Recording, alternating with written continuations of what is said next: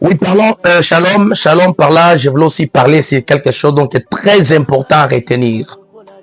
Les hommes de Dieu, les enfants de Dieu, nous devons chercher Dieu en esprit et en vérité.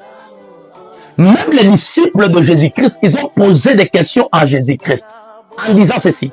Seigneur, on a tout abandonné, on t'a suivi, qu'est-ce qu'on doit recevoir en retour? Il leur dit, cherchez d'abord le royaume des cieux.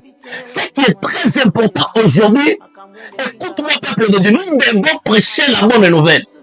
Nous devons prêcher le retour de Jésus-Christ. Nous devons prêcher selon ce qui est écrit dans la parole de Dieu. Prêchons l'évangile. Prêchons l'évangile, peuple de Dieu. Ne regardez pas vos bénéfices, ne regardez pas vos avantages.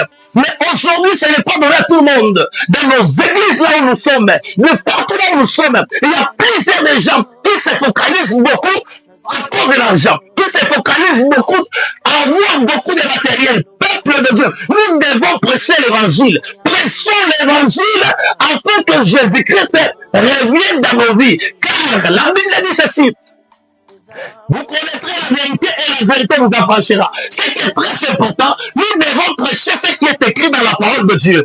Écoute-moi très bien. Prêchons la sanctification. Prêchons que les gens abandonnent leur péché.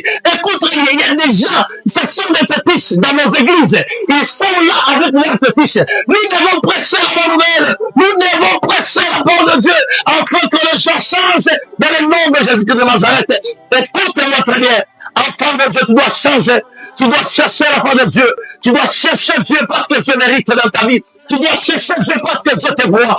Peu importe les difficultés que tu as, peu importe les combats que tu as, même si tu n'as pas d'argent, prêche la bonne nouvelle. Même si tu n'as pas de maison, tu dois prêcher la bonne nouvelle. Car notre Dieu, il est miséricorde de Dieu. Écoute-moi très bien, je vous bénis là où vous êtes. Toi qui m'écoutes à haute voix, que le Dieu est capable de mettre dans ta vie au nom de Jésus-Christ de Nazareth. Amen.